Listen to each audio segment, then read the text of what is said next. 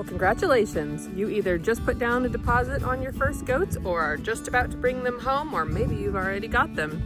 So today we're going to talk about what medical supplies you should absolutely have on hand from the first day your goats arrive at your farm. Why? Because goats like to be tricky on you. They will go down and go down fast, and they like to do it on the weekends, after hours, when your vet is out of town, or holidays. Goats don't really care about our schedule, so it's best to be prepared before you have your first medical emergency, because it's not if but when it comes to goats. So let's make sure you're prepared with the basics. I have a much more advanced medicine cabinet than this. Yours will grow over time too, but this will be your start. So I want to start with this guy. This is high-level vitamin B complex. Anytime a goat is sick for any reason whatsoever, diarrhea, fever, looking lethargic, you're always going to want to give vitamin B complex to any goat who's showing any sign of illness. This will help keep their rumen going, which is extremely important, and it's given subcutaneously. So to give that, you are going to need to have, I recommend a 22 gauge needle. We like the lure locks. And I also keep on hand 1 and 3 cc syringes that fit this tip. Now, that sounds scary, giving a sub-Q injection, but I have a video on that. It's actually quite simple. And the beauty with vitamin B complex is you can't overdo it. Any extra in their system will be urinated out. Hooray, there's nothing to worry about. Now, another emergency that can really catch you off guard would be if your animal ate something toxic and you need to give them activated charcoal to help rid them of whatever toxin is in their body. Maybe they got into a plant that they shouldn't have. Maybe they ate too much of a grain that you left out, or a chicken feed that you left out. You don't want to be necessarily running to the store. This could happen after hours when the store is closed. They could be out, or you might live, like we do, quite far away from civilization. A trip to town and back is 2 hours. If you've got an emergency, you don't want to wait with medicines like these. Similarly, goats like to injure themselves. Sometimes they think they're gazelles. So we always keep this really nice vet wrap on hand. You can buy these by the little bundle, and they're great and it'll last forever. Don't go bad. And some kind of wound spray, antibacterial. This is Vetricin. It's great. You can use it on, as you see the label here, all of your animals. You can use them on your dogs, on your cats, on your horses. You can put it on yourself when you get a scratch.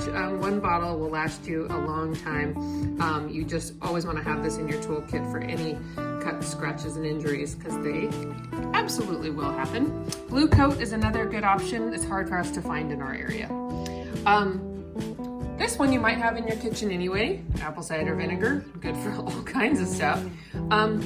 If you are keeping males, whether or not they are a castrated male or a buck, they can be prone to getting what's called urinary calculi, which are stones that will block their ability to urinate. The very fast, immediate treatment, if I see even a hint that I think something's going on, I'm going to drench my bucks with some apple cider vinegar. What a miracle tonic it is. So to do that, I'm gonna need a drenching gun like this. This one we recently found, I like it. It's reusable, washable, all comes apart. This one goes up to 10 cc's.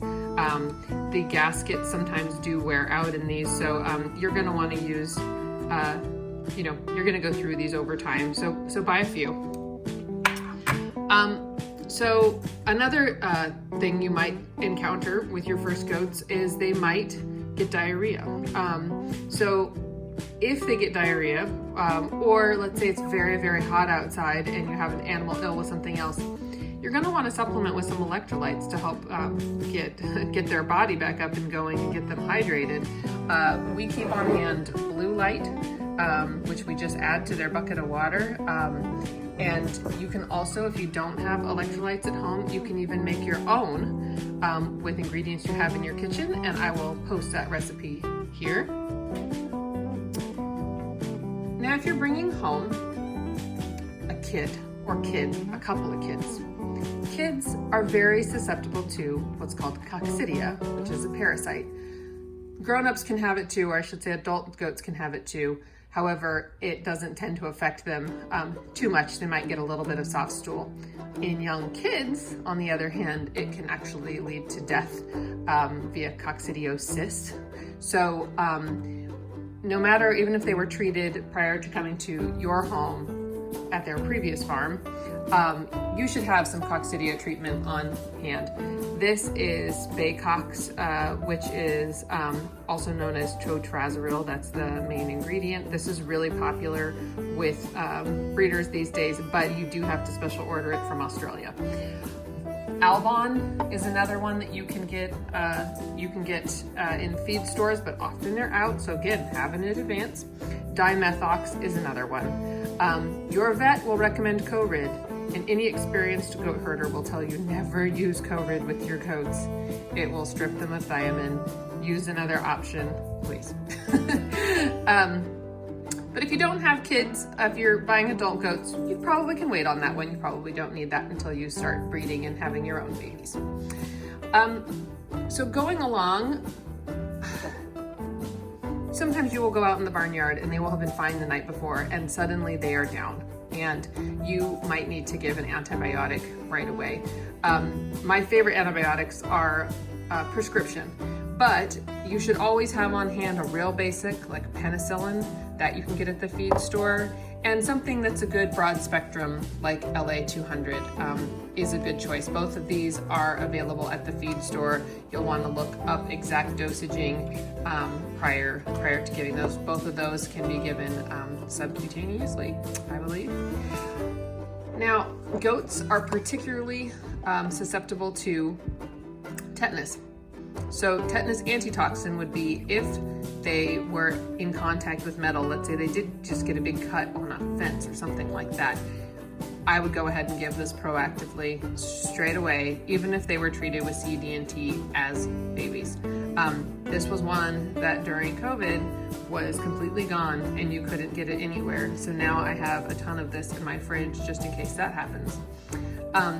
C&T antitoxin is another one that I would like to have that is back ordered right now, and it is out. And that is one I don't want to mess around with not having. Freaks me out that I don't have it right now. But that would be one that I would give too if I had a sick kid who might have something going on in their gut. Now, I don't like to let my goats suffer, so pain management is a big one if I have an ill goat. You'd know they were in pain if they were grinding their teeth. So Banamine is a prescription. This is what we use mostly for our goats. So the first time you talk with your vet and you meet your vet, talk about seeing if they can give you an actual prescription for Banamine. Some states, I think in California, they won't. They will only give you exactly the shots you need. I'm lucky enough to be in Oregon where they will give me an entire bottle. If you do not have Banamine and you do need to treat an animal, you can use children's ibuprofen. There is dosaging for that online as well. Last and absolutely not least, the most important thing you need is a thermometer. If you have a goat looking off at all, their ears are droopy, they're acting lethargic, they're not wanting to eat, the first thing you want to do is take their temperature. If you call your vet and say you have a sick goat, this is the first question they're going to ask. And why do I have two? Because when you need it, one's battery will be dead. Or sometimes you need a second opinion. I have these in every corner of my barn, in every spot where at any moment I might need to grab a thermometer. The more the merrier. Have a thermometer. Doesn't need to be expensive. You can get the cheap ones, but please, please, please have a thermometer.